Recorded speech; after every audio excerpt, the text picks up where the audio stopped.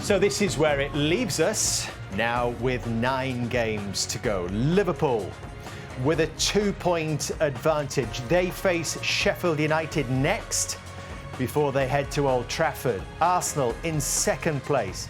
Again, will that goal difference count for something at the end of the season? They have a 6 advantage over Liverpool right now, 11 advantage over Manchester City.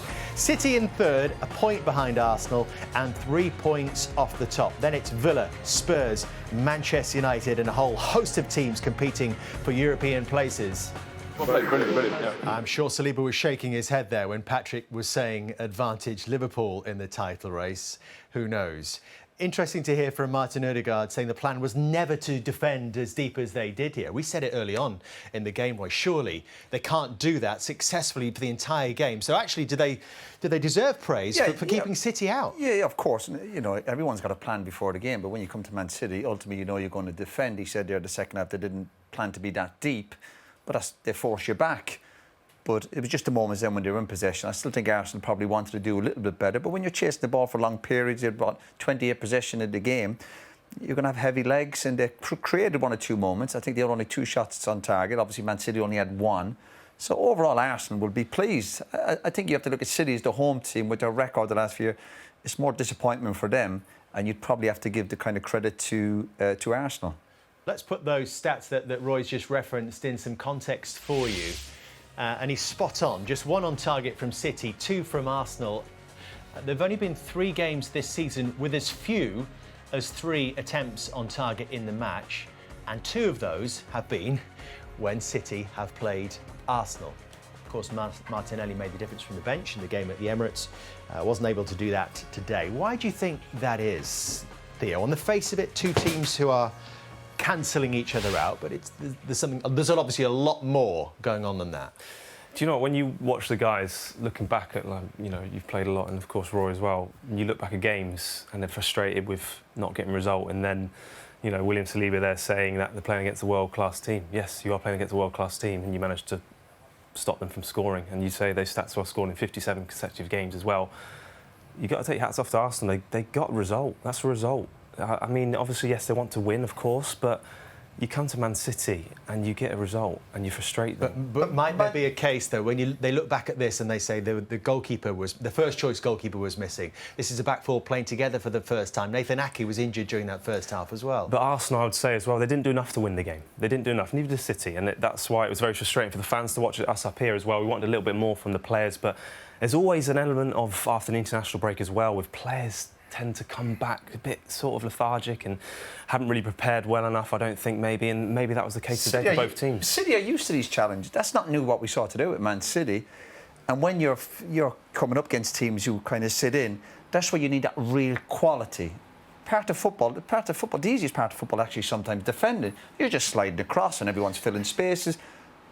And that's where you need your precise moments, that quality. And when you have people like Foden, De Bruyne, Haaland, who are just off it, we're talking just a few percent, you get away with it. So, we give credit to Arsenal, but when you're watching City to start the game, you can tell they're just these top players who've been at it for years and years, and they just come off it with, listen, there's injuries, they've had setbacks, of course, and they're not quite at it. And we're watching, and the flow and the precision in their passing is just off. Then that is the difference at this level. Of course, Arsenal wanted to be more effective. They wanted to keep City out and then really hurt them on the break. And really, it was just a handful of moments for them on the counter-attack, Theo. And look at these 2 chances. Gabriel Jesus gets himself in a great area. What does he do wrong here to miss out on getting that chance? Well, this is where we look at Gabriel Jesus as an out-and-out forward, and I don't think he is, because I don't feel like he had the vision to see Akanji come behind him as well, and actually that he believed he was going to win the ball. I think that's Haaland, that's a goal. We all know this, you know, and I just feel like that's the side of it where he can quite frustrate you, and I don't think visually you can see everything at times when he dribbles with it. It takes too many touches maybe, and someone's in a better space. I mean, yeah, it's a tap-in for any sort of forward there, I believe. How hard is it to keep your concentration when you've been defending for a lot of the game and then these chances come? Can you keep your concentration and be ready for that chance, or is it because he was tired? I mean, you're playing the Premier League, I expect these guys to be fit. I really do. Yes, I understand, obviously, Martin Odegaard saying there when they haven't had the ball as much and their legs feel heavy. Yes, I understand that. But when there's a chance to score, fitness levels don't come to account because you just don't think Changes late in the game as well. Trossard and Martinelli thrown into the fray, and you think, well, these are fresh minds, these are fresh bodies, fresh legs. So what happens here, Theo? Well, I think initially the run's fantastic, but it's just that first touch that doesn't really allow him the space to get onto his left foot. And you know, we see this generation of wings always want to come in onto their favourite foot, which is fine. But I just think here, yes, you can see the run's fantastic. But if as well, he looks up and Martinelli can probably burst in a bit quicker, maybe, if his touch was better. I think that's what sort of set him back. Interesting, we're giving Arsenal a lot of praise for all their keeping a clean sheet. Arsenal the higher scores in the league, and Man City with all their problems, the goalkeeper in the back four, they've kept a clean sheet. So we can't be too hard on Man City, but it's just that there's such high standards, and Arsenal were dependent on moments. That was his reaction. Yeah. Square it. That's what he's asking You don't for. get many chances in these games. You really don't. And it's easy when you're watching, as we all know. Yeah. Get back. Get back, yeah. Get Deep back block, and deep block. defend. That is a brilliant couple of minutes for Manchester City. They're right back in the title race all of a sudden. It is 9 games. There is a lot of football still to be played, but what was missing today, Micah? I think just that cutting edge. When we talk about Man City and how they dissect sides, I just think it was more down to Arsenal's brilliance in defence. I think Saliba and Gabriel was brilliant. Ben White knew exactly what he was doing. Kouyaté come really narrow as well. And then when they sort of got tired, they brought in Tomiyasu and brought in Partey in midfield. I just think it was a collective thing from Arsenal, and Man City couldn't really find the pieces and the puzzles to dissect them today.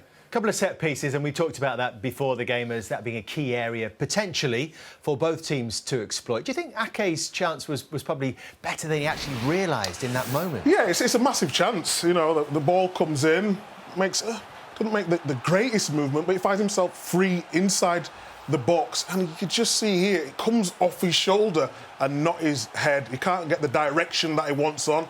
A little nudge there, and he'll be kicking himself because it's a huge opportunity after 15 minutes, and that could be the difference in the game. What about this one that fell to Erling Haaland?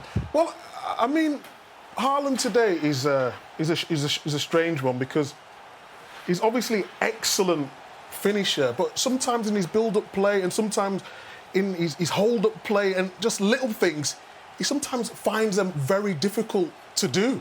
I mean, Gary mentioned in commentary, it's like he's not played football. I won't go that hard on him. He just misses the ball. But he just misses the ball. Obviously, he wasn't concentrating on the connection and just missed it. We've all done it. We've all done it. But the levels of his general play is so poor, and not just today. I think his laying stuff off, living headers or whatever it might be. In terms of front of goal, he's best in the world.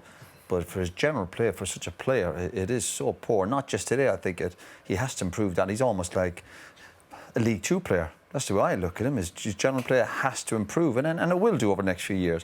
This brilliant striker is fantastic, but he has to improve his all-round game. If you look at the tactics of the game, so when Man City had a goal kick, Arsenal would put 5 or 6 players up, almost like man to man. So Ortega's looking for an out ball, and the ball came over, and he's not using his size and his strength or his hold-up play to bring people in. That's one thing I was looking at this game, the size of him. Is that a concern, Micah? It's never a concern because you've always got quality players, Foden, De Bruyne, Bernardo Silva, the list goes on, of you will get fed. And we've seen it last season, and we've seen it this season. He still scored a lot of goals, but we're always looking at players, how can they develop? How can they get to the next level? And I just think his hold-up play, it can do with a little bit of work for sure. Certainly is an awful lot still to play for. Gary Neville has joined us. Gary, we've talked before about Arsenal's defence being a problem for them in previous seasons. They conceded 4 here last season. So when they do manage to keep a clean sheet against such tough opponents, do we have to praise and celebrate them for that? Yeah, I think they answered 2 big questions today. One is on their mentality. Could they live in a big game against Manchester City? You remember they folded last year here and they were sort of all over the place, whereas today they've withstood a lot of pressure and look like a team that could go through a title challenge and have a lot more mental strength. So that's it's a big question asked, I think, today out there, because it's difficult to come here. And then the other one, obviously, is the defensive side of things. Last year it was suggested that without Saliba, obviously they were harmed, and that's been proven today. But not just that, Well, I said that. Come on, let's go back to that. I said last season Saliba is a massive miss, and you sort of dismissed it. Now we've seen the effect that... I'm not trying to argue with you guys. I'm looking for a fight today. It's 0-0. I'm a bit down. It's 0-0. Oh, come on, let's get it going. There's people at home. No, so to me today, Saliba was immense, there's no doubt about that. So was Gabriel. But for me, the work ethic of the two wide players and the two forwards were absolutely incredible. Two. Yeah, the two centre-halves were fantastic. They headed everything away. They really did sort of gang up on Haaland. It was the classic one go tight, one drop off, old-fashioned tactic. But they had a lot of players around them to enable them to do that. They had the full-backs narrow and tight. They had the midfield compact with them. The two wide players tucked back in and did a really great job wide. And then the two forward players, when was needed, Havertz and Ødegaard dropped in as well. Look at how many players are around them.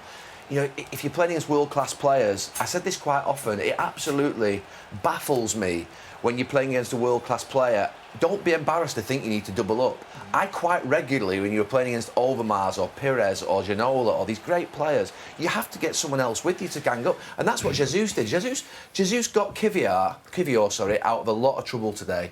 Kivior was having a bit of a difficult game early on. Jesus was right next to him. Saka next to Ben White.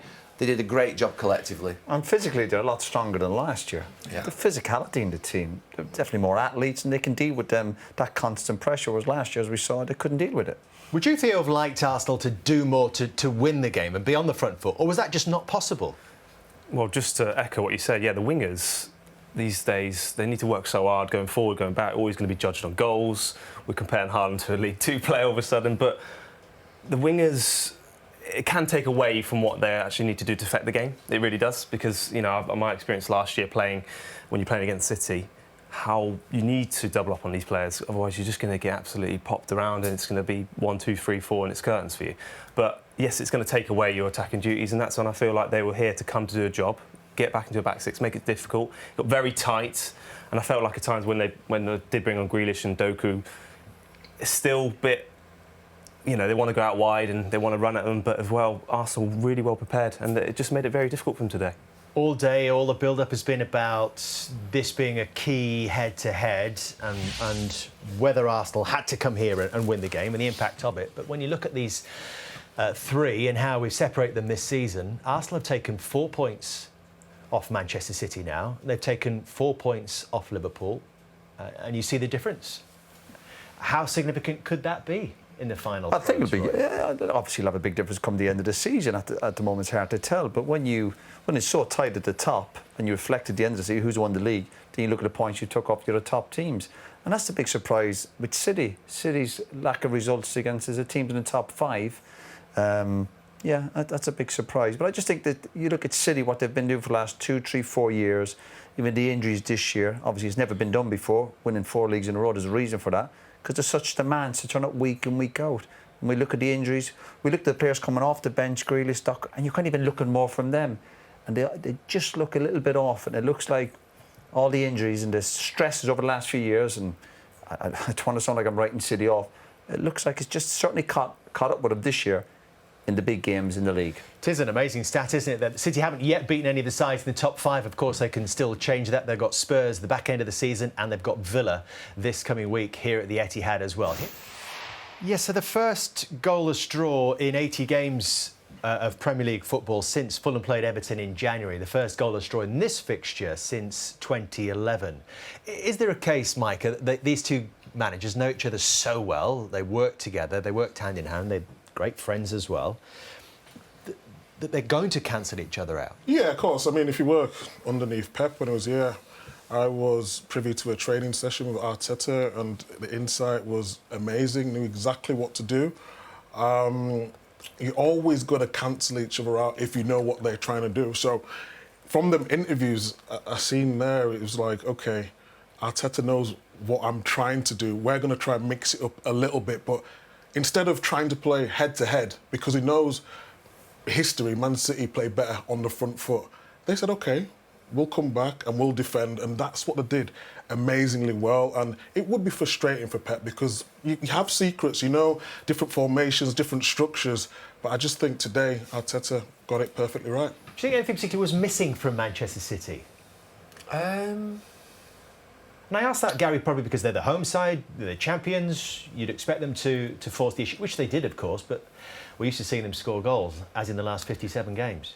Yeah, I mean, I just think Arsenal made it so difficult for them. I've never seen a team make it so difficult for Manchester City in the final third. There didn't seem to be any spaces. You see De Bruyne sometimes get his head up and you see him playing that ball into the box. There just didn't seem to be any... Was he at his sharpest, De Bruyne? Well, no, you can't say he was, obviously, because he would have unlocked... You saw what happened last year in this game. So, but I'm always cautious of being critical of Manchester City because of the fact even their level when they're not good is still a high level. They still keep a clean sheet. They still dominate possession. They still, to be fair, press and try and probe and try and do the right things. So to say that they didn't get it right today, obviously, is obvious. But I think that the way in which Arsenal defended was quite unique. It's hard being Man City at times because if you dominate possession, what was it, 76% possession at one stage in the game, and if a team are gonna with real quality, we talk about top defenders now. Gabriel's been excellent this season. Saliba, Ben White, with that relationship has been excellent career coming in as well. And you've got that protection in front of you, Jorginho and Rice. It was about concentration for Arsenal today. They got it bang on. So if you're going to be Man City and constantly having to sort of find a pass or break someone down, of course it's going to be difficult. The big surprise, though, is you're on about the clean sheet. Obviously, that's great, but it was the lack of shots on target. It's not, usually, if a team comes here and gets a result, you come away going, hey, the goalkeeper was outstanding, or they got a bit lucky, or whatever, a few decisions, but they never, I think, one shot on target. Nowhere near good enough for the levels Man City have set. So it's been a really good day for Liverpool, who, of course, went first on this Super Sunday at home against Brighton, and they had a real shock. They conceded to Danny Welbeck after just 87 seconds, but they managed to find their way back before McAllister picked out Mo Salah in that crowded area. And a terrific finish him for his 16th of the season. That won the game. Didn't quite work out like that, but neither team scored and both teams dropped points, which I suppose was as much as Jurgen Klopp could hope for. So let's throw all that into the Opta predictor and see what the computer spits out. Micah loves this bit. Are we here again? OK, so City were the favourites. Now Liverpool are the favourites. That's the big back to swing. They still see Arsenal as the outsiders, despite the fact that they've come to a big rival and haven't been beaten. But Liverpool in pole position. Wow. Yeah. What do we think? I think Liverpool, as of today's results, I'd have them favourites, and I'd have Arsenal second favourites. I think with their goal difference, and I just think with City, with the injuries and the strain of everything, they've got Champions League coming up. Obviously, same for Arsenal. So I think Liverpool and I see them as favourites. But you said something earlier when we were watching the game that if Manchester City went on to win this title this season, that would be the best. I think so. No, every title obviously is magical, but I just think what City have gone on through the last few years, with the injuries they've had this year, the challenges coming their way, and it's obviously never been done before. And I think with the flow is not in their game at the moment. Again, we talk about their standards are so high for the last few years. I think if they could get the title won this year, I think it'd be Pep's best title in England. Arsenal still the outsiders, Theo. Make a case. Well, I think I look at Arsenal now and I look at their squad. They're getting all their squad back together, fitness. Everyone seems to be sort of in a good spirits as well. Man City now losing a lot of players. Obviously, Liverpool playing with a lot of freedom. But Arsenal, I feel like in a good spot. I think the Champions League is going to be very crucial, I think, when it comes to it, of what sort of teams that these guys are going to put out, of course, and who they're going to be focused with as well. But looking at the running, I think City have got a better running than the other two, I'd say, in the fixtures, if you look down the list. But yeah, I mean, if you end up beating City this year, you deserve to win this league because they've been, no doubt, the best team for many years now. But again, we're starting to catch up now, Arsenal are, and Liverpool, of course, have been just at a different level. And that announcement of Klopp again, I echo it, but it's going to help. Let me just before you come in, Gary, on Arsenal, if we're just talking about them for a second, and everyone says they have the most difficult of the fixtures to come, but take away the Luton game because they didn't play Luton last season. Of those remaining fixtures, they won all of those last season, apart from the game at Manchester United, which is their penultimate fixture. Should that give them some hope? Look, I mean, they won't be looking too far ahead of that game. Look, this is what I was saying before. They can't afford to lose to the lesser teams, should we just say. I think the fact that they're playing home away, quite consistently would help the flow of the way the structure is going to be in the league. But they need to obviously now focus on the next game, and that's such a cliche, but they generally do. They really do right now. Looking at the fixtures, I don't think there's any. I don't think there's much in it. I don't think I would ever. I would say City's though. Looking at City's are the best fixtures on paper. On paper. Sure. But they also dropped points in games against Brighton away last season, against Forest away. They lost at Spurs. They still got to go there. So there is the possibility that City might drop points along the way too. Yeah, and we haven't seen this weekend. I mean, Liverpool are probably below their best. Both teams here today below the best in their attacking sense. So we've not seen yet which team actually is going to sort of in the next week or so hit form. We knew before the international break who was in form. Arsenal were in, I think, the best form out of the three teams. Liverpool were hanging on a little bit towards the end. City, obviously, I think, you know, good form as well. But I think that Arsenal's performance levels were really high pre-international break.